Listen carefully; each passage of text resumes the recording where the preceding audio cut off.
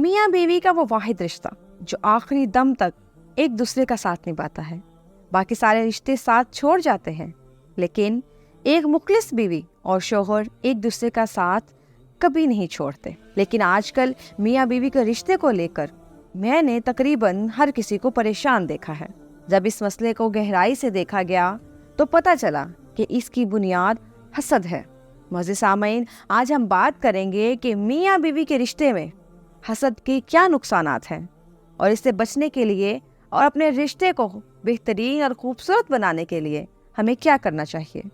چلے آئیے چلتے ہیں آج کی ویڈیو کی طرف۔ میرے پیارے دوستو، عام طور پر خواتین اپنے شوہروں کے معاملے میں بہت پوزیسو ہو جاتی ہیں۔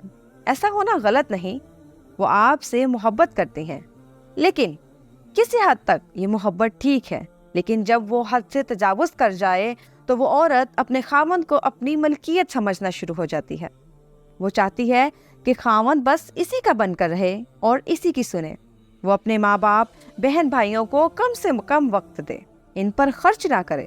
اور بعض خواتین تو دیکھا گیا ہے کہ اس قدر خود غرض ہو جاتی ہیں کہ وہ شوہر کے پیار، مال اور وقت و توجہ کو صرف اپنے تک محدود کرنا چاہتی ہیں۔ وہ اس بات کو بھول جاتی ہیں کہ ان کا خاوند کسی کا بیٹا، کسی کا بھائی، کسی کا چاچو، ماموں، لہٰذا سب رشتے اس سے جڑے ہوئے ہیں۔ جب ان کی سوچ میں اتنا حسد اور تنگ نظری آ جاتی ہے تو وہ کبھی بھی خوش نہیں رہ سکتی۔ اس کا نقصان صرف اور صرف انہی کے رشتے کو ہوتا ہے۔ وہ اپنی بے سکونی کا سبب خود ہوتی ہیں۔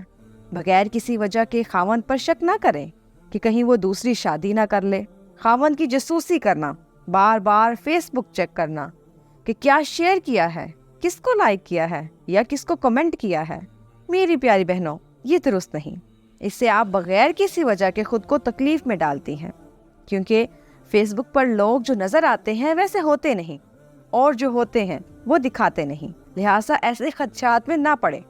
اگر آپ کو لگتا ہے کہ آپ کا شوہر آپ سے اچھا تعلق نہیں رکھ رہا، یا آپ کو زیادہ وقت نہیں دے رہا، یا آپ کو لگتا ہے کہ اب آپ پیاری نہیں رہیں، تو پہلے خود کو سنواریں، اپنے اندر خود اعتمادی پیدا کریں، مثبت سوچیں اور ہر ممکن کوشش کریں کہ آپ کا شوہر آپ کے ساتھ ٹھیک رہے۔ اگر آپ سے کوئی کمی کوتاہی ہو گئی ہو تو اس کا ازالہ کر لیں۔ اگر آپ کے خاوند کے حوالے سے کچھ خدشات لاحق ہو گئے ہیں تو میری پیاری بہنوں، بغیر لڑائی اور طنز کے محبت کے ساتھ بھی بات کی جا سکتی ہے۔ آپ ان کے ساتھ محبت سے بات کریں، کیونکہ صرف وہی آپ کو مطمئن کر سکتے ہیں۔ لوگوں کی باتوں میں نہ آئیں۔ شیطان تو چاہتا ہی میاں بیوی میں جھگڑا کرنا ہے۔ اگر آپ کو معلوم ہو جائے کہ آپ کا خاوند کسی اور عورت کے ساتھ دوستی میں ہے تو آپ آرام سے، اطمینان سے ان سے بات کر لیں۔ اگر وہ مان جائیں تو فیصلہ آپ کے ہاتھ میں ہے کہ آپ کیا کرنا چاہتی ہیں۔ لیکن اگر اپنی غلطی مان کر شرمندہ ہو اور معافی مانگ لے تو انہیں معاف کر دیں۔ میری پیاری بہنوں، اسلام نے میاں بیوی کے رشتے کو بہت خوبصورت اور بہت ہی حسین تصور کیا ہے۔ قرآن پاک میں میاں بیوی کے بارے میں ایک کنسیپٹ ہے کہ وہ تمہارا لباس ہے اور تم ان کا لباس ہو۔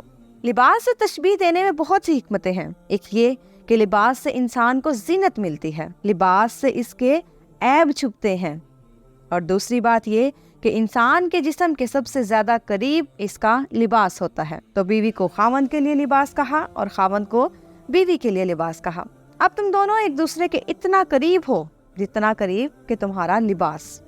اب بتائیے قرب کا اس سے بہتر تصور کیا ہو سکتا ہے؟